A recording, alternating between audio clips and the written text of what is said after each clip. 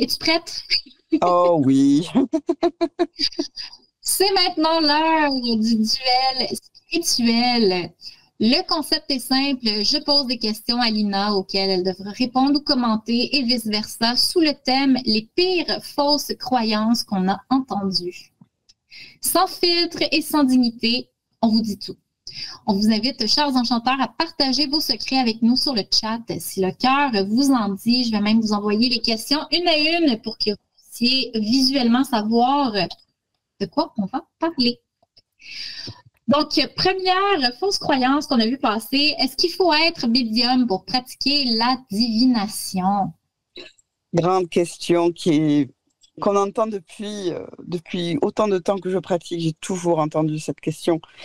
Et non, sans grande surprise, la divination, c'est avant tout une pratique qui s'apprend et se développe avec l'expérience et la médiumnité aussi. Être médium, on va dire, de naissance, peut apporter une sensibilité supplémentaire, mais ce n'est pas une condition indispensable. L'étude des symboles, l'intuition, la pratique régulière aussi suffisent pour affiner ses lectures et obtenir des réponses pertinentes selon moi. Parce que c'est mon cas. Oui, et puis je pense aussi que ça vient parce que, bon, on connaît tous quelqu'un, on a peut-être même fait l'expérience nous-mêmes de faire affaire avec, bon, quelqu'un qui tire les cartes ou autre. Et de mon côté, ça fait jamais de sens parce que je me dis, c'est ton interprétation, c'est ta perception de ton résultat qui va définir de quoi. Puis je donne toujours, encore une fois, ma chère mère doit avoir les oreilles qui cillent en ce moment. Mais quand je tire ma mère au tarot, si on tombe sur la carte de la mort, moi, je suis comme enfin, la fin d'un cycle, la fin de quelque chose. Puis je trouve que c'est une carte positive, ça implique le changement. Mais pour ma mère, ça veut littéralement dire qu'il y a quelque chose de mal qui se présente à elle. Donc, la perception des gens, c'est vraiment libre à eux. Donc, je pense que oui, de faire affaire avec quelqu'un qui tire les cartes peut vous donner une autre perspective que la vôtre. Donc, je pense que c'est quand même, je ne veux pas dénigrer les gens qui offrent ce genre de service-là. Loin de moi l'idée de faire ça. Mais je pense que c'est quand même important d'être en mesure de faire ses propres tirages puis de tirer ses propres conclusions pour développer cet aspect-là de la pratique, de ne pas toujours se fier à quelqu'un d'autre. C'est comme voir un deuxième médecin pour avoir un deuxième avis. Hein? Tout à fait. Comme ça, tout simplement. Et puis, je trouve que quand on tire les cartes à soi-même, on manque énormément d'objectivité. Et ce que j'aimais bien faire avec une amie qui pratique, coucou Caro, si tu passes par là, c'est que j'interprétais moi-même, je prenais des notes sur mon tirage, même si parfois ça ne fait pas sens de suite, et j'envoyais mon tirage à mon ami, et du coup, bon, souvent on se répond avec quelques jours de latence, et j'avais de suite, comme tu dis, une toute nouvelle interprétation devant moi, parce qu'on n'interprète pas pareil le tarot, et du coup, ça donne d'autres perspectives, et c'est génial, quoi. Comme tu dis, ça fait vraiment un deuxième avis, tu vois, quand on va chez le médecin, c'est pareil. Et je trouve ça hyper pertinent. C'est trop chouette, en fait. Donc, si vous arrivez même, s'il y a plein de forums, de Discord, où vous pouvez, si vous êtes seul dans votre pratique, pour pratiquer la divination avec d'autres personnes, faites-le. Faites-le parce que comme ça, vous sortez de votre carcan, on va dire, solitaire, et ça peut être chouette pour pratiquer, pour continuer à développer sa pratique de la divination. Oui, On parle des cartes, mais ça peut être avec toute c'est ça. forme de support, bien sûr. Vous pouvez même contacter Demoiselle Étrange si on en a quelques-unes dans l'équipe qui sont très tarot. Donc, si jamais vous avez des cartes là, que vous n'êtes pas sûr ce que ça vous présente ou quoi que ce soit, n'hésitez pas là, à demander l'aide de Corinne ou Lina, qui sont nos spécialistes. Là, donc, on va être en mesure de vous donner un petit peu plus d'indications à ce niveau-là. On est toujours contente d'avoir vos questions. Voilà. Alors, la magie noire est-elle la seule forme de sorcellerie dangereuse?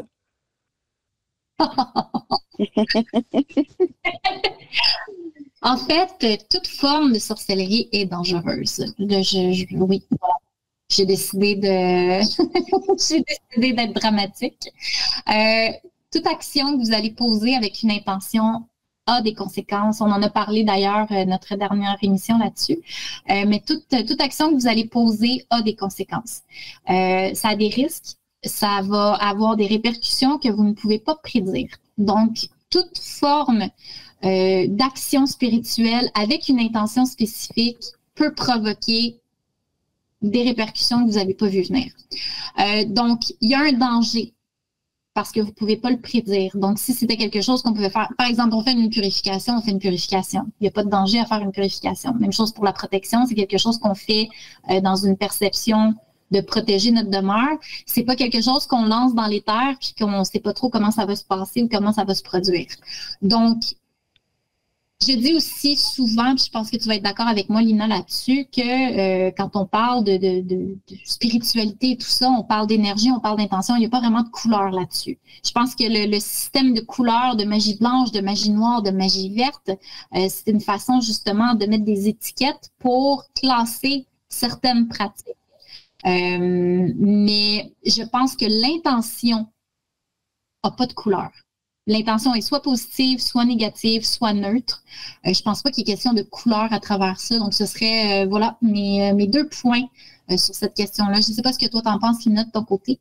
Tu as tout dit. Je suis complètement d'accord avec toi. C'est pas la couleur qu'on attribue qui définit le danger, mais plutôt l'intention et la manière dont c'est pratiqué. Je suis totalement d'accord avec tout ce que tu viens de dire.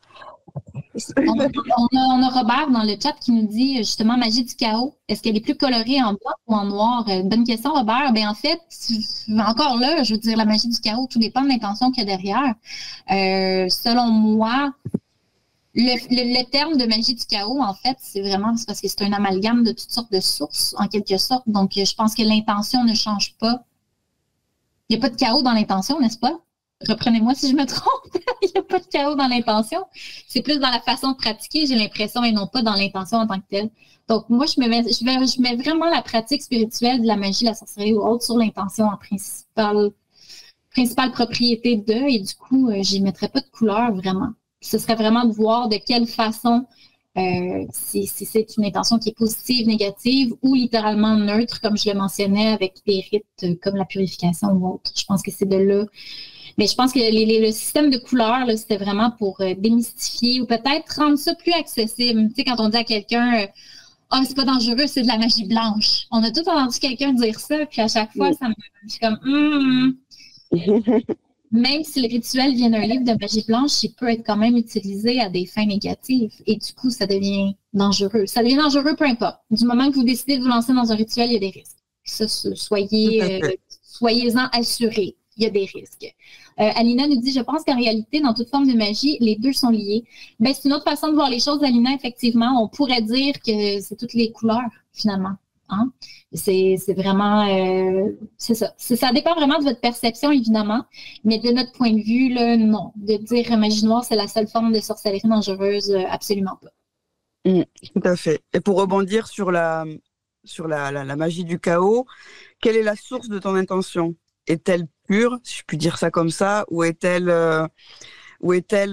provoquée par un intérêt? Est-ce que ça te suscite un intérêt ou est-ce que ta demande est, on va dire, louable? Et est-ce qui est louable pour toi sera louable pour les terres? Est-ce que, tu vois, il y a plein de choses à définir aussi avec cette forme de pratique. Et là aussi où tu pioches, parce qu'en magie du chaos, tu peux piocher dans beaucoup de voies spirituelles pour concocter ta propre pratique. D'où tires-tu la source de chaque élément que tu vas faire pour ton rituel et quelle est ton intention précisément?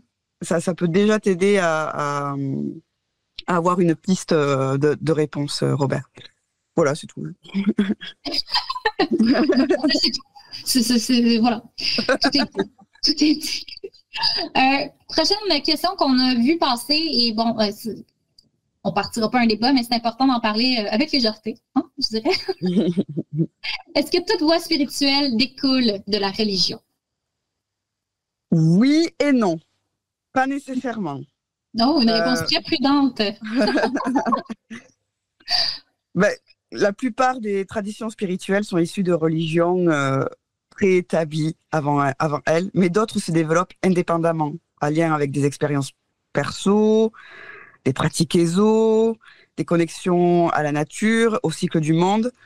Pour la sorcellerie, c'est pas une religion en soi, mais comment dire ça? Mais ça fait partie des anciennes croyances populaires de l'époque, où il y avait, où on pouvait partir un peu. Il y en a qui, en campagne chez nous, si tu disais à une petite dame qu'elle était, qu'elle faisait qui faisait de la sorcellerie, qu'elle était chrétienne, il y en avait une qui pouvait te dire ah mais oui oui oui moi je crois très fort au bon Dieu, et comme sa voisine qui pareil pratiquait la sorcellerie voyait les choses très mal dès qu'on lui parlait on lui parlait de l'église, quoi. Donc c'est là je parle encore une fois pour ce que je connais, mais pas, j'aurais tendance à dire oui, mais plus de croyances populaires que de religion, du coup. Voilà. Je sais pas si j'étais très claire là, mais qu'est-ce que t'en penses, Val, toi? Moi, je dirais que ça vient plus d'un aspect philosophique que religieux.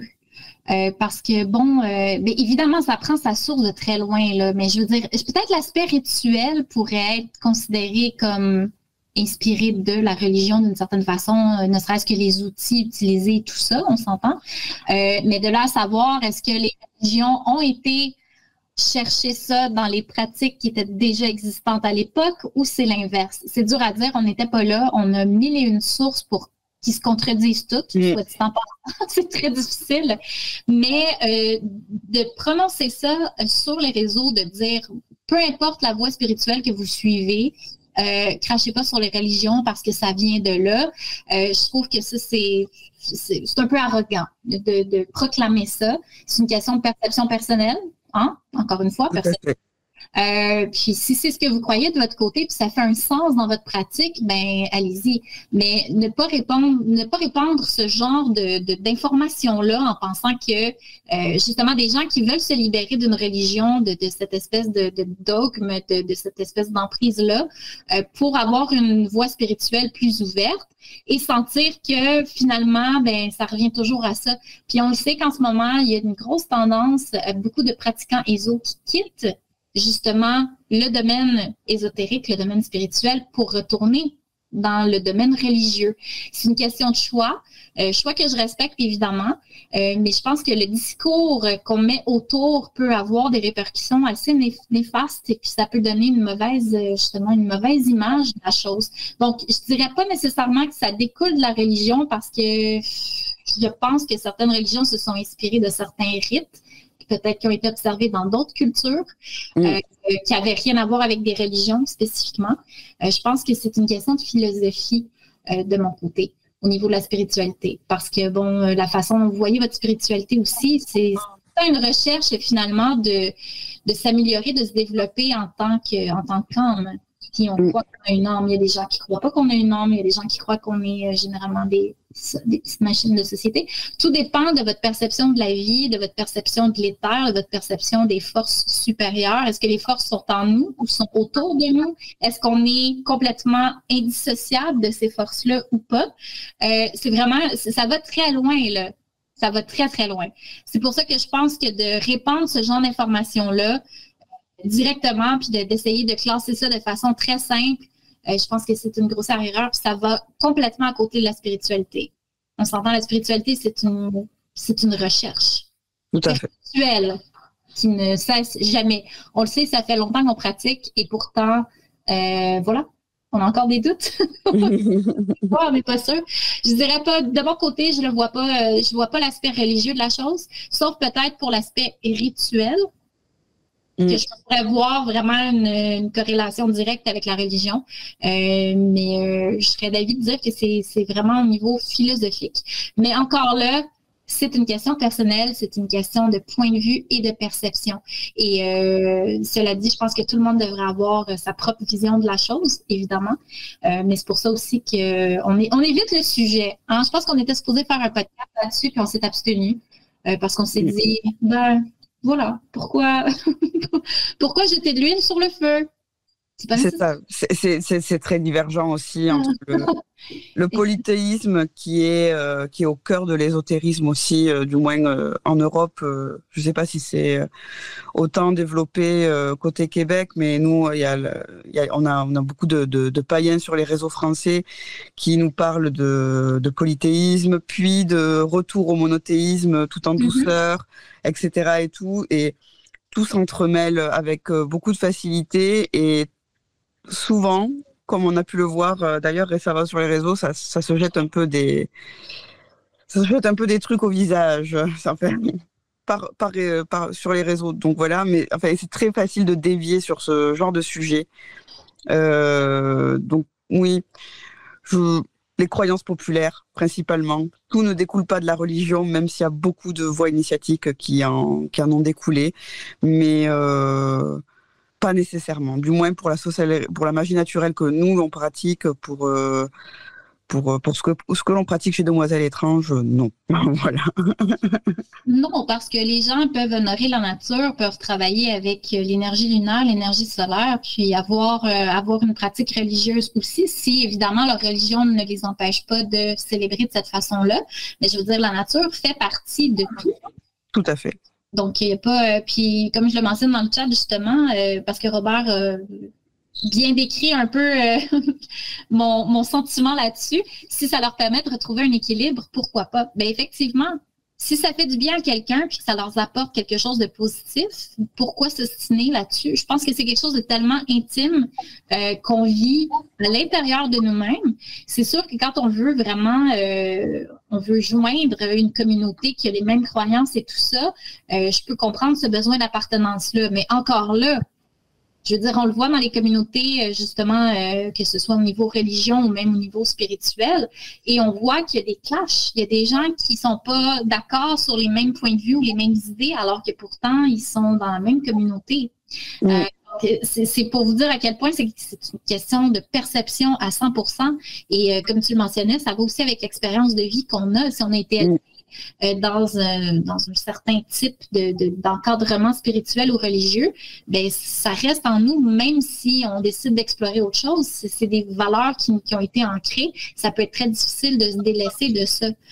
Donc, il y a beaucoup de gens, justement, qui vont dévier, qui vont aller vers autre chose et qui vont revenir à la source parce qu'il y a cette espèce de réconfort-là que ça va leur apporter. Et je pense que peu importe ce que vous pratiquez, peu importe les croyances que vous avez, l'important, c'est que ce soit positif pour vous et que ça vous fasse sentir bien, que ça vous fasse évoluer en tant que personne. Si c'est trop restreignant, ça veut dire que votre religion ou votre voie spirituelle ne vous permet pas d'évoluer, mais peut vous restreindre. Puis là, je pense que là, ça peut devenir un problème, puis ça peut devenir justement une source de conflit. Mais sinon, je veux dire, libre à vous de célébrer ce que vous voulez, de croire en ce que vous voulez. Mais quand on commence justement à vouloir justement convaincre tout le monde, convaincre des communautés au complet, de changer de croyance ou de changer d'approche ou quoi que ce soit, je pense voilà. Là, ça frôle le contrôle de masse, puis c'est là que j'ai un problème avec ça. Mais sinon, ce que les gens font de leur côté, derrière les portes, ça ne me regarde pas. C'est une question de respect mutuel. Entre humains, on a chacun notre cheminement à faire, que ce soit spirituel, religieux ou autre. Puis je pense que c'est juste la meilleure chose à faire, c'est de respecter les approches, les visions et les perceptions de tout le monde. Alina qui nous dit c'est assez brutal comme revirement. On parle ici évidemment là, des gens qui pendant longtemps qui ont été des piliers finalement de la communauté ésotérique et qui finalement retournent vers le dogme religieux. Donc on nous dit ici assez brutal comme revirement. Moi perso, je n'ai jamais jeté ma Bible. Je respecte leur changement de cap, leurs croyances, mais je ne vais pas aller dénigrer leur dogme au point d'oublier qui j'ai été. Donc, voilà, question de respect à partir de là. Robert qui nous mentionne, il ne faut pas oublier que lorsqu'on a des pratiques magiques ou ésotériques, on crée des égrégores. Au début, ils sont facilement contrôlables, mais avec le temps, ils deviennent de plus en plus puissants. Effectivement, Robert a un excellent point ici. Alors, je peux comprendre qu'on aille se réfugier dans la religion si au bout d'un certain temps, on a l'impression de ne plus contrôler les choses. Mais effectivement, chacun a son expérience de vie, chacun a son cheminement. Et oui, ça fait beaucoup de sens que les gens peuvent sentir justement que ça va au-delà de ce qu'ils croyaient connaître ou croyaient maîtriser. Puis oui, et l'important, c'est que ça fasse du bien. Hein, peu importe ce que c'est dans la vie, si ça fait du bien, Ben voilà. Quand ça commence à devenir restreignant, que commence à se sentir perdu, là, je pense que c'est là qu'il faut se remettre en question, puis peut-être revoir les voies qu'on approche, puis essayer de trouver ce qui nous convient le mieux. Parce que notre spiritualité va changer au fil du temps. Puis, autant que j'ai beaucoup d'admiration pour les gens qui sont impliqués dans une religion, puis qui sont dans le même cheminement depuis le début de leur existence. J'ai beaucoup d'admiration pour ça parce que ça prend quand même beaucoup de dévotion. On s'entend. Nous qui avons parfois de la misère à se recueillir sur notre autel sur une base régulière, j'ai quand même beaucoup d'admiration pour les gens qui sont très dévoués à leur religion ou à leur croyance. Mais je pense que c'est vraiment une affaire personnelle. Mais de là à vraiment déclarer comme ça sur les réseaux que ça découle nécessairement de la religion. Je suis pas vraiment d'accord avec ça. De mon point de vue, c'est plus philosophique que religieux. Mais encore là, question de perception, n'est-ce pas? Tout à fait. Et puis tout peut évoluer, quoi. Comme tu dis, peu importe le courant, la religion ou quoi que ce soit, on ne sera jamais les mêmes que l'on était il y a 10 ans dans notre pratique. Et demain, on ne sait pas si on remettra pas encore une fois toutes nos croyances en question. Et c'est quelque chose d'utile de remettre en perspective les choses dans lesquelles on croit, que ce soit dans les religions ou dans les pratiques comme la sorcellerie. Je trouve ça très utile et très sain justement de toujours remettre en question, de toujours remettre en perspective ce qui fait sens pour nous et dans notre pratique. Et souvent ceux qui délaissent, on va dire, cette part d'eux, c'est ceux justement qui n'ont pas remis en perspective, qui sont restés bloqués dans une vision un peu tout unifiée, on va dire, de l'idée qu'ils se faisaient d'une pratique. Voilà, c'est tout. Ben, c'est ça. Écoutez, c'est une question de perception, je pense. Puis notre but là n'est pas je veux dire, chacun a sa vision de la chose. Là, on peut pas juger les visions des autres ou des croyances des autres. C'est quelque chose de tellement intime et personnel. Donc voilà, soyez prudents sur ce que vous répandez sur les réseaux, s'il vous plaît. Parlons outils magiques. Noir, atame, chaudron, tutti quanti. Sont-ils indispensables pour pratiquer la sorcellerie, Valérie? Je dirais que non. Mais je crois que c'est quand même une aide pour symboliser quelque chose. Je pense que quand vous faites un rituel, bon, on sait déjà que vous devez être concentré sur votre intention, vous devez être concentré sur la situation. Si vous êtes rendu à faire un rituel, c'est parce que, voilà, vous avez tout essayé d'abord, n'est-ce pas? N'est-ce pas? Donc, une fois que vous êtes rendu à faire un rituel, vous devez être concentré sur ce que vous faites et tout ça. Je pense que de travailler avec des outils, de vraiment faire un rituel qui est symbolique pour ce que vous cherchez à atteindre comme objectif ou comme changement, je pense que ça peut vous aider justement à vraiment charger d'intention vos gestes, charger d'intention votre rite. Est-ce qu'on en a littéralement besoin? Donc, moi, j'en ai souvent parlé d'ailleurs dans mon moment de privilège quand je fais mes petits vlogs spontanés la semaine, où est-ce que je me suis surpris des fois à avoir juste des pensées pour quelque chose que je voulais qui arrive, puis me dire, je serais due pour un changement, là.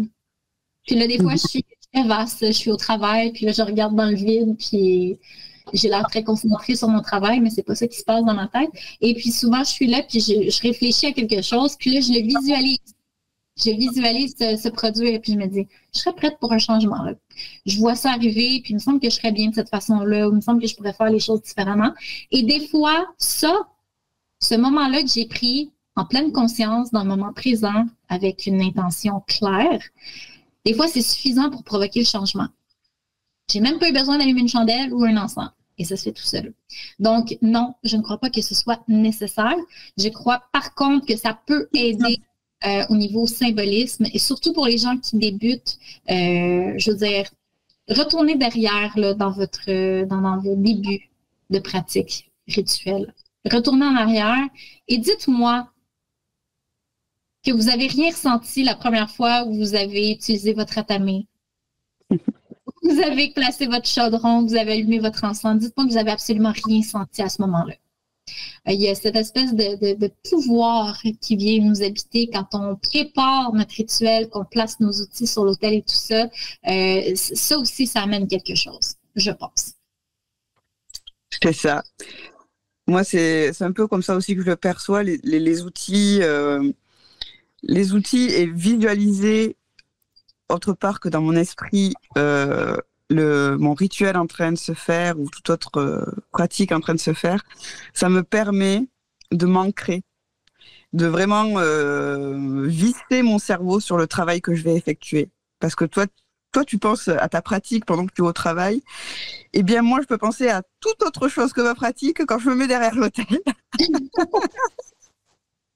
Et du coup, le fait de visualiser mes outils, de ranger, de faire la poussière sur l'autel si ça fait un petit temps que j'y suis pas allée, de remettre tout en ordre, d'aligner ce qui doit être aligné, etc. Et tout, ça me permet de faire un premier point d'ancrage avant de vraiment m'ancrer, bien poser mes pieds au sol, etc. Activer tous mes petits process.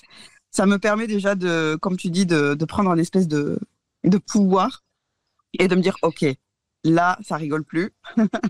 Je suis sûre de moi, j'y vais, on y va, quoi.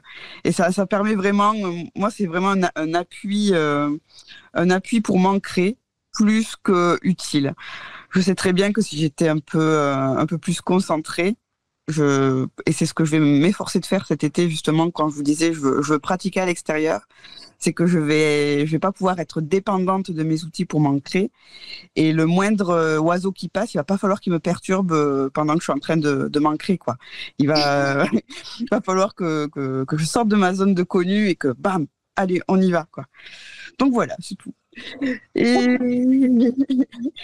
On a Robert qui a mis, qui a partagé quelque chose de très, très, très sensé, qui explique au début, les outils aident à la concentration. J'ai lu, je ne sais plus où, comme la plupart d'entre nous, parce qu'on a des sources mystères qui sont restées, que c'est comme les roulettes qu'on ajoute pour apprendre à faire du vélo. Au bout d'un moment, on n'en a plus besoin. Exactement. Carrément ça. Alina qui souligne aussi que la musique aide beaucoup, je trouve, pour obtenir cette sensation de pouvoir. Donc oui, effectivement, la musique peut aider pour les gens qui utilisent des tambours dans leur pratique aussi. Ça peut être une bonne façon de se mettre dans l'ambiance d'eux. Mais tout ça pour dire qu'il vient un temps où vous comprenez tellement bien les énergies, vous ressentez les courants qui se passent et vous savez à quel moment prendre un moment pour réfléchir et mettre les choses en action sans même utiliser qu'un outil. Mais on finit par s'attacher aux outils quand même. Je veux dire, le seul outil, je crois, qui est vraiment indispensable, ce serait le grimoire, pour moi. Du moins. Juste parce que, mon grimoire me sert aussi du journal, je ne veux pas dire un journal intime parce que j'ai plus 14 ans, mais tu comprends ce que je veux dire? C'est plus que juste mettre des théories. Donc, moi, derrière chaque page de théorie, j'ai aussi j'ajoute des petites fiches où est-ce que j'ai écrit des ressentis, les résultats. Si mon rituel a fonctionné, j'ai mis une note en arrière de cette page-là pour me dire, hey, ça a fonctionné. Efface pas ce rituel-là, il marche. Il y a des notes comme ça dans mon grimoire. Donc, pour moi, c'est plus que juste un ramassis de théorie, juste pour faire beau sur l'autel. Ça va au-delà de ça. Donc, je dirais que s'il était pour avoir un seul outil que je considérais comme indispensable, pour moi, ce serait le grimoire, évidemment. Mais pareil. De toute façon, je n'ai aucune mémoire, donc sans grimoire, voilà. Mais oui, le grimoire, pareil. Bon, comme certains, si vous avez écouté les précédentes émissions, je suis quelqu'un qui est un peu bordélique dans ses notes, donc j'ai beaucoup de carnets et trois grimoires, on va dire 2. Mais et du coup mes ressentis sont souvent dans les carnets et du coup toute la théorie et les choses appliquées et applicables qui ont bien fonctionné dans les grimoires et du coup oui, faire des petites fiches et les rajouter, tout ça c'est vraiment essentiel pour savoir ce que l'on garde et ce que l'on ne refera pas parce que ça n'a pas fonctionné et voilà. On a Sylvain dans le chat qui nous demande ce qu'on pense des bols chantants sur l'autel. Donc, en fait, j'en ai un. Je l'utilise surtout quand je fais de la méditation, Sylvain, de mon côté. J'utilise rarement le rituel, en fait. Je n'ai pas besoin pour me préparer à, mais quand je fais une méditation, de toute façon, on s'entend, c'est très rare que je fais un rituel. Je vais être transparente avec vous. Je me rends rarement jusque-là.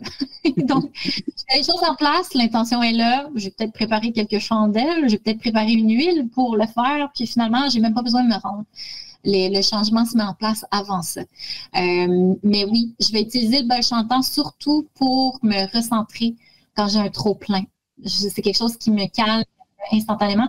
Si je vivais avec quelqu'un qui pratiquait aussi, probablement que les gens qui vont faire vibrer le bol tibétain et se le mettre dans le dos. Quand vous pratiquez à deux, vous pouvez faire ça et ça calme instantanément le corps dans les situations de stress et tout ça. Mais bon, je n'ai pas cette option-là présentement. Quelqu'un va pouvoir me faire chanter le bol dans le dos. Ça va être plaisant. On a Robert qui dit quand il allume les lampes à l'huile de son hôtel domestique, les choses sérieuses commencent. Donc, ça aussi, j'ai un pilier témoin. Donc, une chandelle spécifique que j'allume spécifiquement quand je prépare quelque chose sur l'hôtel. Puis oui, là aussi, j'ai l'impression que quand ce pilier-là est allumé, voilà. Il n'y a plus de galère, là, c'est sérieux, qu'est-ce qui se passe? On a Alicia qui nous dit « J'écoute souvent de la musique avant tout rituel pour me préparer mentalement à faire le vide, à être pleinement présente et chasser d'autres pensées. » Donc oui, la musique est un excellent allié au niveau rituel, au niveau méditation aussi. Alina qui demande si on pensait à chanter pour créer une incantation. Je ne le ferai pas, Alina, j'ai une dignité. Robert qui me suit, c'est talents vocaux, je crains que les dieux ne se sentent insultés. On n'a pas tous une super voix comme Alina. Comme Alina, voilà. Lisa qui dit la même chose qu'elle a une voix de crécelle, vaut mieux pas. on est tous d'accord. Oh là là. Donc, mais redonner, pourquoi pas, ceci dit. Redonner, ça m'arrive. Chuchoter. Je vais voir faire ça présentement. Le plus délicat possible. Je serais très à l'aise de... Mais par contre, il peut m'arriver, quand je vais ouvrir un cercle, de danser un peu. Si c'est justement pour attirer des énergies positives ou légères, il ne serait pas rare justement qu'au lieu de juste tourner en rond pour faire mon cercle, bon, ça se peut que je fasse quelques pas folichons juste pour mettre un petit peu plus de texture à tout ça, si on veut. Tout à fait. Prochaine question pour vous, enchanteur Elina. Est-ce qu'on peut faire des rituels de vengeance si on se protège avant? On peut. Mais se protéger, ça garantit pas l'absence de conséquences. Hein. Tout acte magique a un impact. Et on l'a dit tout à l'heure, non seulement sur la cible, mais aussi sur la personne qui l'effectue. Et travailler avec des intentions destructrices, même justifiées, peut lier énergétiquement la pratiquante à ce qu'elle combat. Et il est parfois plus efficace de détourner l'énergie du problème plutôt que de riposter de façon frontale. Voilà. Donc, vous pouvez amener les choses à ce qu'elles se détournent de vous, mais vous venger directement et tout, moi, je ne le tenterai pas. Voilà. On récolte ce que l'on sème, hein? Vous savez déjà ça. Donc, si vous répandez justement des mauvaises intentions, c'est un peu ce que vous allez récolter, protection ou pas. Cela dit, ça allait sonner comme une espèce de publicité pour les contraceptifs. La protection est très importante, peu importe la facette de votre vie. Protégez-vous, toujours, protégez-vous. Mais je pense que c'est très important. Si vous avez en mire déjà de faire un rituel de vengeance, vous êtes mal placé, vous êtes mal parti. Là. Protection ou pas, c'est pas la bonne attitude à avoir, je pense. Je pense que c'est important. Si vous en êtes rendu là à vouloir un rituel de vengeance, je pense qu'il est temps de s'arrêter un instant et de se questionner. Qu'est-ce qui a provoqué ça? Pourquoi vous avez autant de rancœur en vous? Est-ce qu'il y a une façon plus simple de régler le problème sur ce que vous avez un contrôle, c'est-à-dire vous-même? Mm. Parce que oui, quelqu'un peut vous faire la vie dure. On peut avoir cette espèce de réaction très humaine de vouloir se venger. Je pense que c'est quelque chose qu'on a tous ressenti une fois ou l'autre, soyons honnêtes. On met pas de filtre dans cette émission. Mais je pense qu'en quelque part, il faut se questionner. Pourquoi cette personne-là vous atteint autant, aussi facilement? Est-ce que c'est pas un manque peut-être est-ce que c'est peut-être une insécurité, un manque de confiance en vous? Est-ce que cette personne-là vous intimide d'une certaine façon? Il faut se questionner sur pourquoi on réagit de façon aussi intense et pourquoi, au lieu de se ressaisir, de chercher un rite justement pour se protéger de ces effets-là, pour aller chercher quelque chose qui va être positif pour nous, on cherche à faire du mal à quelqu'un d'autre. On fait juste prendre les impacts négatifs que cette personne-là a eu sur nous, puis essayer de le rejeter sur quelqu'un d'autre, même si c'est la personne en question. On fait juste perpétrer un cycle, finalement, de destruction. Donc, je vois pas l'intérêt de faire un rite de vengeance. Et voilà. Protection ou pas, c'est non. C'est interdit. Ne faites pas ça. Et puis, pour vous aider à cela, vous pouvez faire les exercices des pourquoi. Pareil, j'en avais déjà parlé, mais par exemple, je sais pas, c'est les patrons qui prennent ce soir. Je suis désolée si vous êtes chef d'entreprise dans le chat, hein, mais par exemple, pourquoi il m'énerve? Vous avez répondu à la question, pourquoi cette réaction m'a énervé? Et vous continuez, pourquoi? Et peut-être que tout seul de vous-même, vous allez vous apaiser sans aller jusqu'à ce rituel, justement. Et ce truc du pourquoi, j'essaye de le faire, de me poser cette question, pourquoi, avec chacun des pourquoi qui découlent de la réponse précédente. Et c'est un très bon exercice de shadow work. Bon, la saison est finie, hein, mais si vous en venez à avoir des idées comme ça, donc de rituels de vengeance, et ben voilà, vous avez une solution pour essayer de vous apaiser un peu avant de rentrer dans l'art de la personne en face. Voilà. Donc, toi qui prônes cette méthode et qui a souligné l'employeur comme étant un sujet d'actualité, est-ce que c'est là que tu travailles? Pourquoi?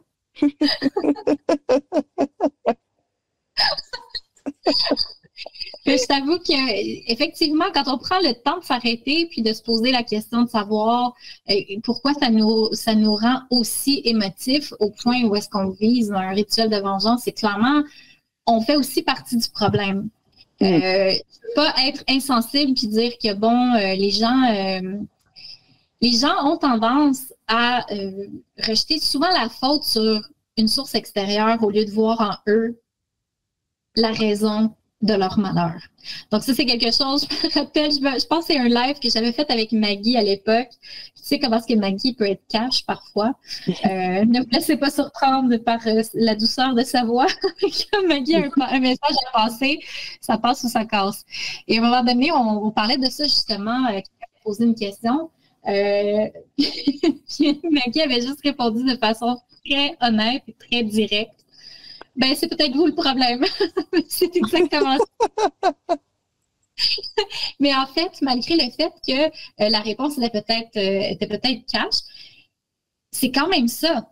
Parce que, bon, cette personne-là, quelqu'un qui est négatif au travail, je veux dire, parlons-en du travail, parlons-en. Il se peut qu'on soit entouré de gens qui, on a tout un employé qu'on a croisé dans une vie, un collègue de travail qui est toujours fâché, toujours de mauvaise humeur. Ça nous pèse à un moment donné, puis on se dit t'es pas capable d'avoir une bonne journée, tu sais, ça pourrit un peu notre existence quand ces gens-là agissent de cette façon-là. Et on a tendance à se dire, j'aimerais ça vraiment, tu sais, qu'il arrive quelque chose de mauvais pour que, tu sais, il arrête de chercher à envenimer tout le monde, puis Puis des fois, je me dis, mais pourquoi est-ce que ça nous affecte autant que ça? Est-ce que nous, on est de mauvaise humeur? Non. Cette personne-là a une mauvaise humeur, elle passe une mauvaise journée. Pourquoi est-ce que ça nous affecte d'une certaine façon? Est-ce que c'est pas nous qui nous laissons justement être influencés par ça? On absorbe. Exact. On absorbe de l'énergie. Puis là, on se dit, Ah ben là, je passe une mauvaise journée moi aussi, c'est parce que lui était de mauvaise humeur. Non, non, non. Pourquoi toi, ça t'a influencé au point où est-ce que tu as perdu ta joie de vivre juste parce qu'il y a quelqu'un d'autre autour de toi, puis on en croise des gens à tous les jours. Puis la raison pourquoi ça vous affecte, il y a une raison pourquoi ça vous affecte. Donc, des fois, c'est de se ressaisir justement puis de se dire, OK, ben peut-être que là, en ce moment, je suis un peu à fleur de peau. Peut-être que j'absorbe tout ce qui passe et tout ça. C'est vraiment très important de se recentrer sur soi. On n'a pas de contrôle sur ce qui se passe à l'extérieur. On n'a pas de contrôle sur la mauvaise humeur des gens, sur l'agressivité de certaines personnes à notre égard, sur la haine que certaines personnes peuvent nous porter. On n'a pas de contrôle là-dessus, on n'en aura jamais, puis c'est pas l'expérience spirituelle qui va vous donner les pouvoirs de gérer ça. C'est autre que vous. C'est hors de votre contrôle. Vous avez du contrôle seulement sur vous, vos pensées et vos émotions. C'est tout. Votre spiritualité vous aide à gérer ça. Rien de plus. Donc, quand vous voyez justement que ça vous affecte, c'est pas de justement chercher à ce que cette personne-là arrête de faire ça, c'est de voir comment vous pouvez vous détacher de ces effets-là. Donc, le rituel de vengeance, ça sert absolument à rien. Il faut vraiment se concentrer sur soi-même, aller voir dans son petit nombril qu'est-ce qui provoque toutes ces réactions en chaîne et essayer justement de couper la réaction, puis de mettre une fin à ce cycle-là, finalement, qui vient nous importuner. Mais il y a toujours une raison, et souvent, ça vient de nous-mêmes. On ne veut pas le dire, on n'en parle pas, mais on dit tout ce soir, puis voilà. Prenez un long moment pour regarder dans le miroir et posez-vous la question, est-ce que ce serait pas moi le problème? Est-ce que ce serait pas moi, justement, qui est trop facilement affecté par ça en ce moment? Il y a peut-être une pleine lune, il y a peut-être quelque chose qui nous impacte, mais il faut trouver la solution et essayer justement de régler sur ce qu'on peut contrôler, c'est-à-dire nos réactions. Robert qui nous dit, lorsqu'on exécute un rituel en magie et qu'on agit sur la matière, elle agit en retour selon la loi d'action-réaction. Ben exactement. Voilà. Donc déjà, juste ça, c'est suffisant pour vous décourager de faire un rituel de chance. Lisa qui nous dit, j'ai un collègue qui est constamment déprimé, énervé pour rien. C'est agaçant, surtout quand on est une éponge et que sa propre énergie négative nous affecte directement. Mon remède, lui amener de quoi grignoter pour le détendre, lui, mais aussi tel un oisillon. On le nourrit de positif. Ben, c'est une excellente approche, Lisa, en fait. C'est vraiment une excellente approche parce que, d'une certaine façon, on sème quelque chose de positif. On a de la compassion pour cette personne-là et du coup, ça se fait dans une intention qui est très saine. Donc, voilà. Robert qui mentionne, l'erreur à son sens, ce serait de croire que si on exécute un rituel avec une bonne intention, on ne reçoit en retour que de bonnes choses. Une force de réaction est toujours plus contraire à la force d'action. Donc, dans tous les cas, effectuer un rituel de protection avant toute chose. Absolument. Et comme on le mentionnait, tout acte intentionnel, magique ou non, va provoquer quelque chose. Donc, réaction, tout à fait. Voilà. Dis-moi, Valérie, penses-tu qu'un rituel doit-il obligatoirement être réalisé à une heure ou une date précise pour fonctionner? Écoute, on ne perdrait pas notre temps à vous dire que c'est la pleine lune, la lune croissante ou autre si ça n'avait absolument aucune importance, n'est-ce pas? Par contre, je ne crois pas que ce soit obligatoirement le cas. Donc, je pense qu'on peut s'aider en observant la bonne lunaison ou le bon moment énergétique pour faire une action intentionnelle ou une action rituelle. Ça, j'y crois, oui, parce que je l'ai testé et j'en ai fait l'expérience moi-même. Il y a des gens, par exemple, qui vont ressentir beaucoup plus de pouvoir à la nouvelle lune qu'à la pleine lune. Comme tu sais, moi, j'aime pas trop la pleine lune. Je trouve que c'est trop. C'est trop. Voilà. Je ne peux pas l'expliquer, c'est juste trop. Et c'est pas quelque chose que j'aime intégrer dans ma pratique, les trop. Généralement, je préfère le peu. Je préfère les peu que trop. Mais pour moi, la pleine lune, c'est pas un moment où c'est un moment où je vais faire des rites passifs comme charger mes cristaux, charger mes outils. J'essaie de ne pas faire grand-chose quand il y a une pleine lune parce que je trouve qu'il y a un trop plein, puis moi, ça me parle pas, ça me rend insécure puis angoissée pour aucune raison. Donc, je m'abstiens. Mais ça, tu vois, c'est l'expérience qui m'a menée à ça. N'importe qui rentre, par exemple, dans une pratique spirituelle, qui va consulter quelques livres, on va toujours dire que la pleine lune, c'est un moment de puissance. C'est là que les rituels peuvent être faits, n'est-ce pas? Donc, ça, c'est une question, encore une fois, d'expérience et de perception de la chose. Mon meilleur conseil, c'est vraiment testez-le. Testez-le. Mais c'est sûr que chercher à attirer ou à faire croître quelque chose pendant une lune décroissante, quand l'énergie va à la baisse, je trouve que c'est travailler à contre-courant. Mais encore là, ça va de mon expérience personnelle et c'est ce que je partage sur Demoiselle étrange parce que c'est mon expérience, c'est un peu ma pratique qu'on met finalement, qu'on étale comme ça au public. Mais cela dit, ça dépend vraiment de votre ressenti puis de votre façon de travailler aussi, de votre expérience personnelle. Cela dit, je pense que oui, on met plus de chances de notre côté quand on observe des moments clés, des moments de pouvoir, plutôt que de faire ça n'importe comment. Mais je pense aussi que si l'intention est là, que le besoin est réel et que les choses sont faites de la bonne façon, on peut obtenir des résultats, même si ce n'est pas nécessairement le meilleur timing pour faire un rite. Tout à fait. Complètement d'accord. Et je reviens sur ça vite fait, sur le truc de fêter les célébrations tout le long de l'année. L'équinoxe est le 22, donc il faut absolument que je fête l'équinoxe le 22. Mais s'il flotte comme pas possible le 22, ça va être difficile de ressentir l'énergie du soleil et du printemps si visuellement déjà on ne voit pas le soleil dans le ciel. Donc le prochain jour de soleil après le 22, même si c'est quelques jours après l'équinoxe, eh bien, je vais peut-être préférer faire mes grâces au soleil vers ces soirs-là, quoi, ou ces matinées-là. Et il y a plein de choses comme ça que l'on s'impose un peu. Et il y avait aussi les jours de la semaine, où le lundi, c'est divination, le mardi, c'est ça, nanani, nanana. Ben moi, depuis toujours, avant même que j'ai conscience de ces correspondances-là, tous les dimanches, je me tirais le tarot. Et parce que ça faisait sens pour moi.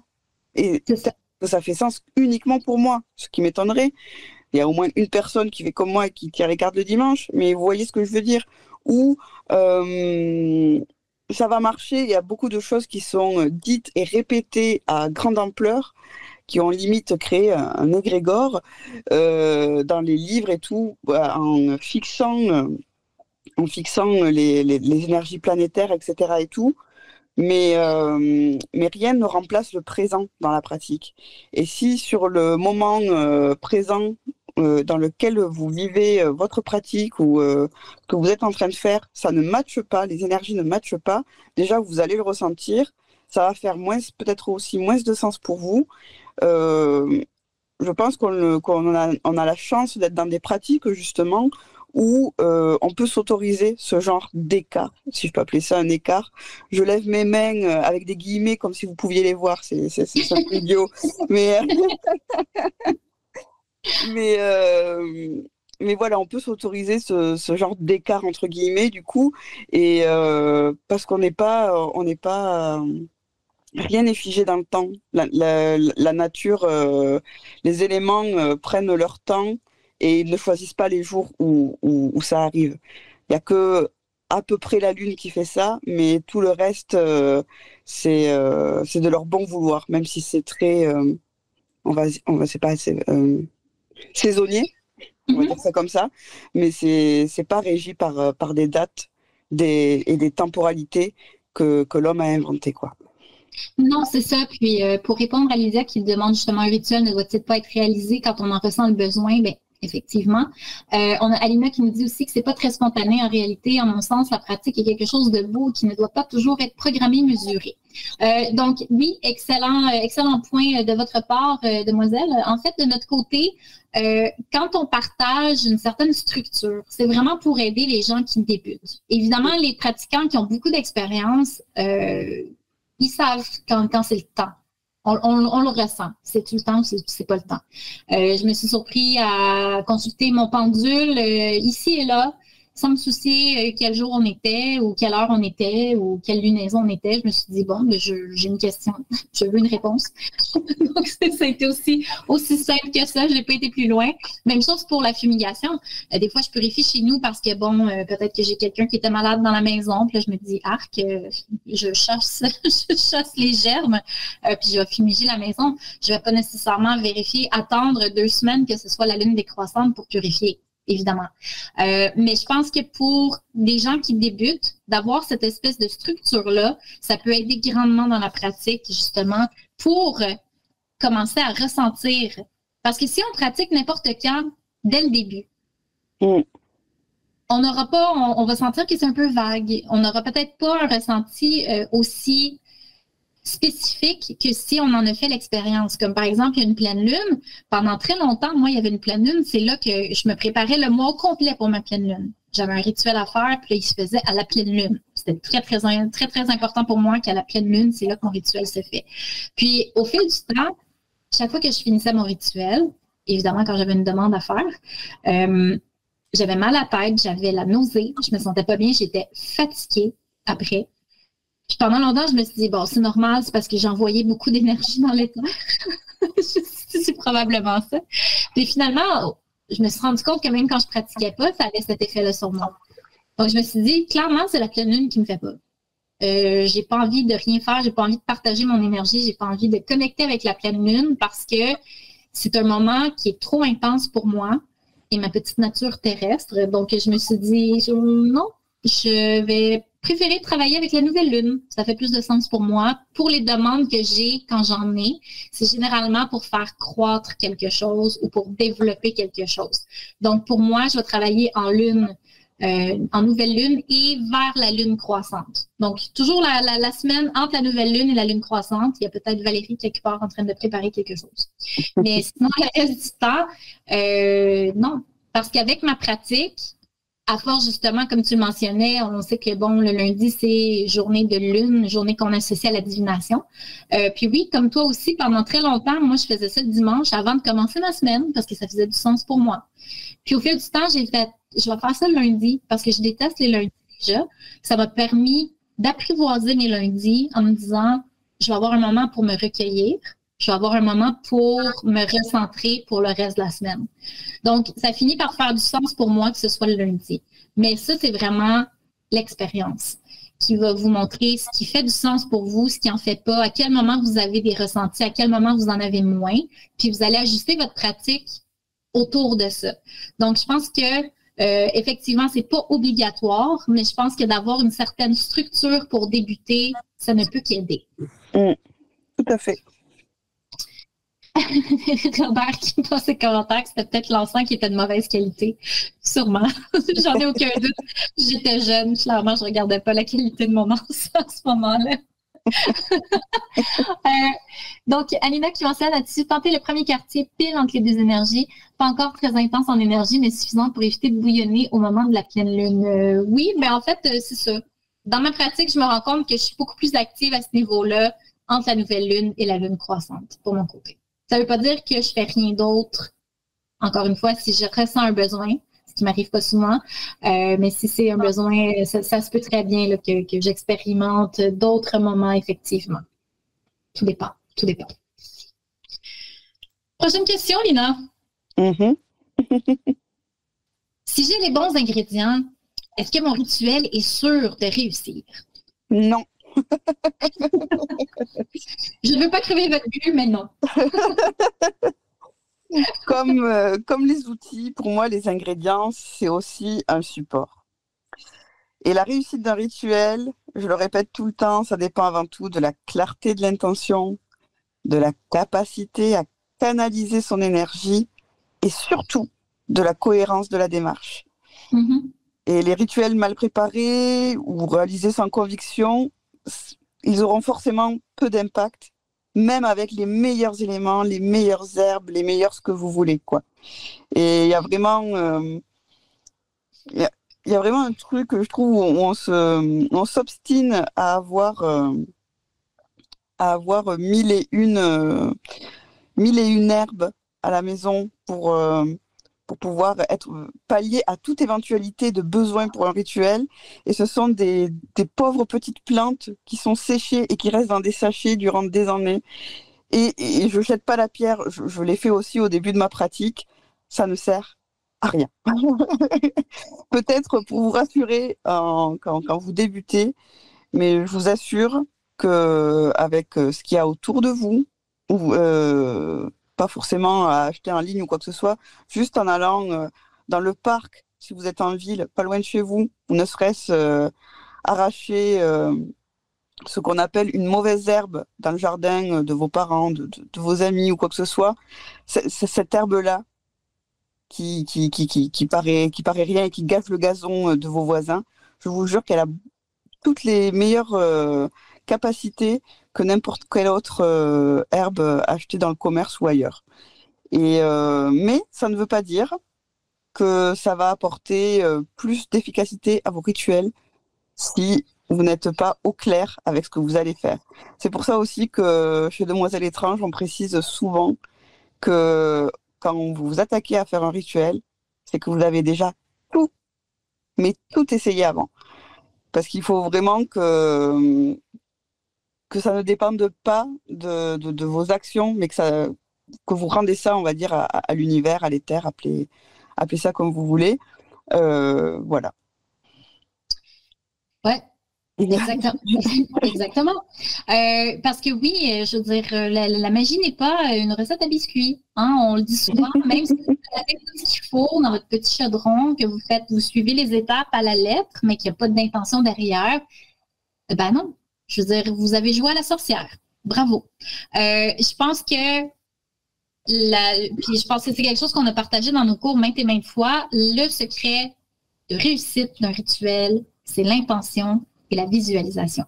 Ce qui se rapproche de ce que tu as dit, en fait, Lina. Donc, c'est vraiment d'avoir la bonne intention, d'être capable d'être vraiment concentré sur ce qu'on fait et de bien visualiser ce qu'on veut aller atteindre comme objectif. Tout cela en mettant du nôtre, évidemment. Hein? On va en parler dans une question prochaine, mais c'est ça, c'est très, très, très important. C'est pas les ingrédients nécessairement, c'est vraiment le fait qu'on doit y mettre notre intention. Robert qui passe une excellente remarque qui mentionne: je suis sûre que beaucoup de ce qu'on appelle aujourd'hui magie deviendra une science, mais on est encore loin d'une science exacte. Exactement, ça pouvait pas être oui. Je pense que ça peut devenir une science, effectivement. Mais encore une fois, tout dépend de notre perception de la science. Mais il y a certains aspects de la pratique qui ont fait leurs preuves. Ça, je pense que c'est très, très important, autant pour une question de timing, comme on parlait la question précédente, que pour les ingrédients. Il y a certaines choses qui ont fait leurs preuves au fil de la pratique. Il y a des égrégores qui se créent, non seulement dans notre pratique, mais autour de certains ingrédients, autour de certaines choses. Je pense que ça, on fait bien d'en profiter d'une certaine façon. Mais ne pas oublier que le rituel, ça va au-delà de juste qu'est-ce qui est physique. Il y a l'intangible qui rentre en ligne de compte aussi. Lisa qui dit: c'est un peu comme en cuisine, même avec les meilleurs ingrédients du monde, on n'est jamais à l'abri de se foirer. Et surtout, si on met pas d'amour dans notre recette, ben, ça goûte pas l'amour. Voilà. C'est important. Ben oui, c'est ça. Donc, Alina qui nous dit, d'ailleurs, on le voit bien physiquement, ça résonne partout en nous, le corps parle. C'est très, très important de vraiment vous mettre dans l'ambiance du moment et de faire les choses comme il faut et de ne pas suivre à la lettre un livre sans conviction, comme tu le mentionnais, et sans y mettre du vôtre. Il y a votre signature énergétique à travers ça. Il y a votre empreinte énergétique qui fait partie de votre rituel. Ça va au-delà de ce que vous voyez sur TikTok. Ça va au-delà de juste mettre des trucs dans une fiole, de mettre un peu de fumée, de mettre un peu de brillant et voilà, c'est fait. Ça va au-delà de ça. Donc, les ingrédients, c'est un extra. C'est le sel sur les pâtes. Voilà. Le petit beurre. C'est le petit beurre.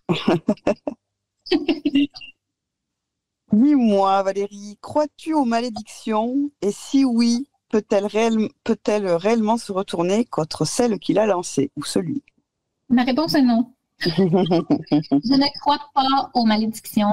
Parce que, bon, je me dis, si on part du principe de ce qu'on a parlé un peu plus tôt, hein, On sait qu'il Tout y a à des fait. risques. On sait qu'il y a des risques. Donc, pourquoi quelqu'un prendrait ce risque?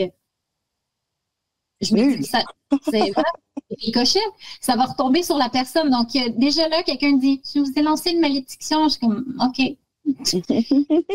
une petite tape dans le dos, je compatis. Ça s'arrête là. On vient de casser le cycle.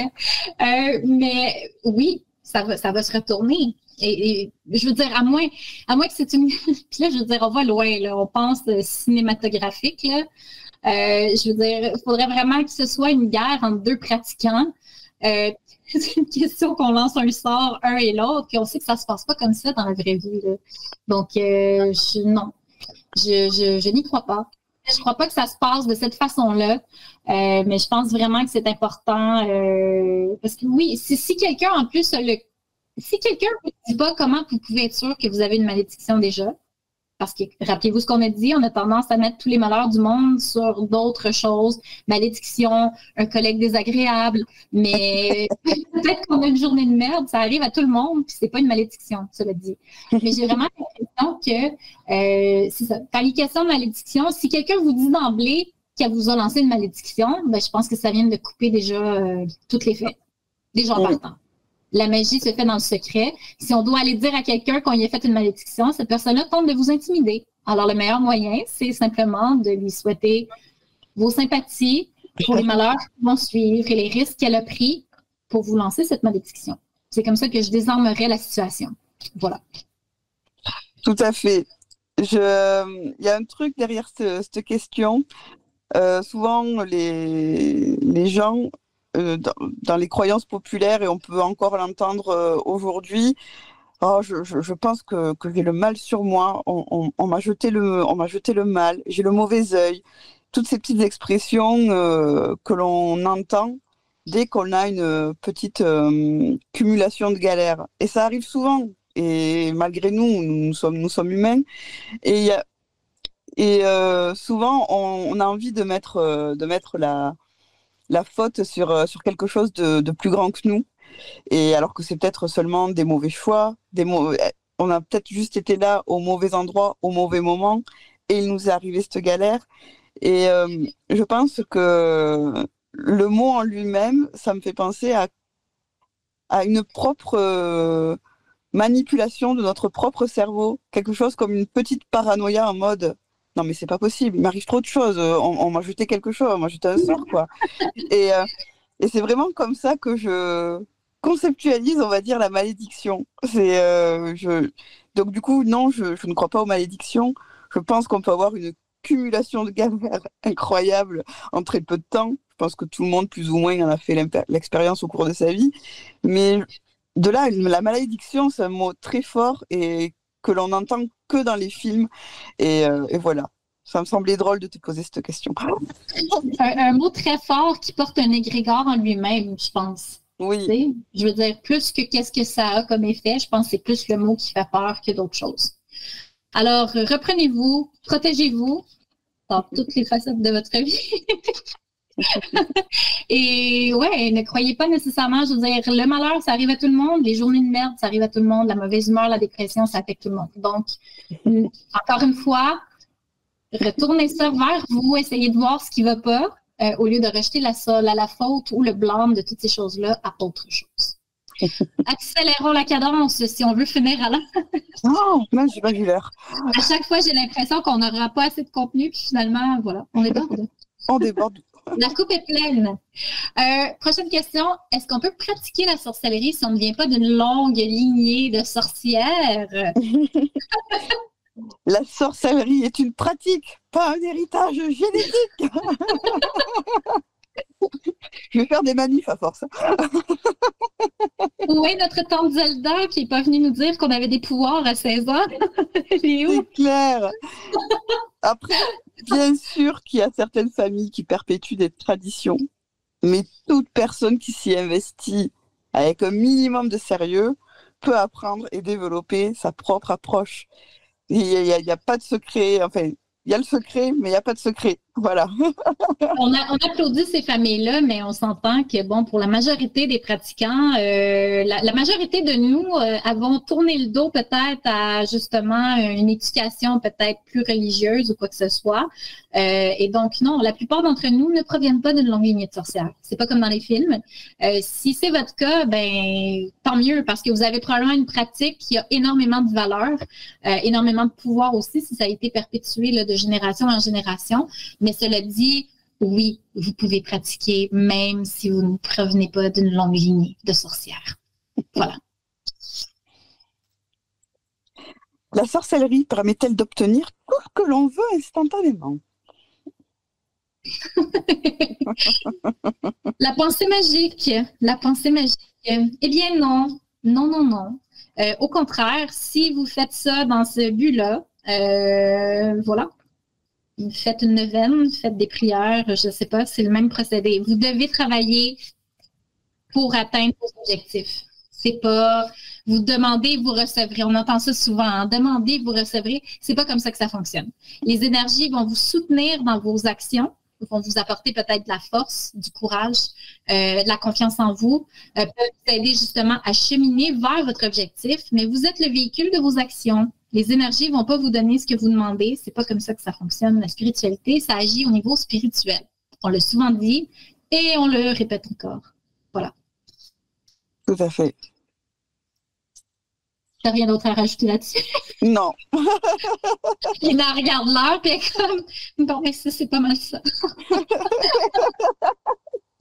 Non, mais honnêtement, t'as tout dit, quoi. J'ai pas grand-chose à rajouter. Alors, permets-moi de te poser une autre question. Je t'en prie. Est-ce que je peux faire un rituel pour quelqu'un d'autre si c'est pour son bien? Oui et non. Oui, mais avec prudence. Ce qui nous semble, entre parenthèses, bien pour quelqu'un n'est pas toujours ce dont cette personne a réellement besoin ou envie. Il est toujours préférable d'obtenir son accord. Je dirais même qu'il faut toujours avoir son accord ou à défaut de formuler cette intention de manière ouverte sans imposer une issue précise. Mon avis est un peu ambivalent, mais je recommanderais toujours d'avoir l'aval de la personne en face pour faire un rituel. Personne n'a envie que l'on impose ou que l'on impose nos croyances, notre pratique. Donc, soyez prudents avec ça. Oui, mais ou d'inclure la personne directement. Hein? Si Oui. la personne est juste insécure parce qu'elle n'a pas beaucoup d'expérience, ben de l'inclure dans le rituel puis de dire regarde, on peut faire ça ensemble. Là, pense à qu'est-ce que tu veux faire puis on aide la personne. Ça, c'est quelque chose qui peut se faire évidemment. Sinon, moi, je le vois plus comme envoyer des bonnes énergies. Tu sais, quand on dit à quelqu'un, je vais t'envoyer des bonnes ondes. Là. Je le vois un peu comme ça quand on fait un rituel pour quelqu'un d'autre. J'ai l'impression qu'on lui envoie des bonnes pensées. On espère que les choses aillent mieux pour elle, mais je ne le considérerais pas comme un rituel en tant que tel de mon point de vue à moi. Ouais. Mais si je devais faire un rituel pour quelqu'un d'autre, la personne fait partie du rituel. Je suis désolée, c'est le prix à payer. Robert qui nous dit, pour moi, une pratique raisonnée de la magie consiste à agir sur soi. Exactement. Sinon, je pense que oui, il est possible d'envoyer des bonnes énergies à quelqu'un pour les soutenir et tout ça. On peut offrir, par exemple, un talisman ou un objet magique à quelqu'un puis dire, OK, quand tu l'auras, là, voici les instructions. C'est peut-être comme ça que je le ferais indirectement. Mais je pense que c'est important, exactement, si on est pour faire un rituel, que la personne soit présente au moins. Là. Pas juste prendre ses cheveux puis faire quelque chose avec. Tout à fait. Dès que ma petite sœur me le demande, on vit très loin l'une de l'autre. Et là, en ce moment, par exemple, elle passe des examens importants. Tu peux me confectionner une petite chose comme ça, comme tu avais fait l'année dernière? Je fais oui, pas de souci. Et je lui envoie par la poste et voilà. Mais elle n'est pas avec moi, mais elle est d'accord. Donc pour moi, c'est OK. Oui, c'est une question de situation aussi, évidemment. C'est ça. Les symboles et ingrédients utilisés en magie ont-ils tous une signification universelle et immuable? Je réponds par un mot, perception. Tu me voyais venir, là. Oui. Écoutez, qui n'a pas à ses débuts pris justement un symbole? Écoute, je pense, mon Dieu, je pense que c'était une pratique slave ou je ne sais même plus. Je me rappelle d'avoir dessiné un symbole dans un cadre de porte pour protéger ma demeure. Écoute, je savais même pas de quelle tradition ça venait, je savais même pas ce que ça voulait dire, je savais juste vu que c'était un symbole de protection. Et ça, c'est le genre de petites erreurs qu'on fait au fil de notre pratique, où est-ce qu'on apprend à dire, ben finalement, ce symbole-là, il représente rien pour moi. Donc, c'est question de perception, je pense. Oui, il y a certaines choses, comme je disais, qui ont fait leur preuve au fil de la pratique. Je veux dire, bon, si on parle de menthe, on sait que la menthe est généralement utilisée pour l'abondance, pour la prospérité, parce que c'est une plante qui pousse comme la mauvaise herbe. Donc, certaines choses peuvent avoir des propriétés très génériques. Des propriétés que les gens ont observées, qui ont eu des bons résultats et qui ont perpétué justement la tradition d'utiliser certaines choses ou certains symboles. Mais je pense que la clé de tout ça, à la base, c'est comment vous voyez ça et c'est quoi votre expérience et votre connexion avec le symbole et avec les ingrédients. Tout à fait. Pour moi, les symboles ne sont que mouvements et ils peuvent changer d'une expérience à une autre. Et rien n'est figé dans le temps. Voilà. Je ne sais pas si ça vous est déjà arrivé justement de prendre un symbole avec lequel vous avez peut-être moins de connaissances et tout ça, de le tracer, c'est supposé vous protéger ou autre, puis après ça, d'avoir une crainte, que le symbole en tant que tel, de se dire, oui, mais là, si le symbole agit parce qu'il n'était pas là avant, puis que là, ça change tout, puis d'avoir une crainte parce que tu ne comprends pas tellement le symbole que tu as utilisé. Ça, c'est le genre d'expérience qui te fait réfléchir, puis te dire comme, ce serait peut-être temps que j'étudie un peu plus ce que je fais. Ouais. Que je comprends vraiment ce que je fais. Alina qui nous dit, moi, je prends la coccinelle comme, par exemple, elle symbolise le bonheur, comment dire, quand je la vois, je sais qu'il va se passer un truc de dingue prochainement et pas forcément positif. Comme Alina dit souvent, ça promet du bouillon. N'est-ce pas? Robert qui nous dit, à propos d'agir sur quelqu'un d'autre, naturellement, le rituel des OK, c'est entre Robert et Alina, je ne m'en mêle pas. On est pile à l'heure, Lina, bravo. Incroyable. Gloire à nous d'avoir terminé juste temps.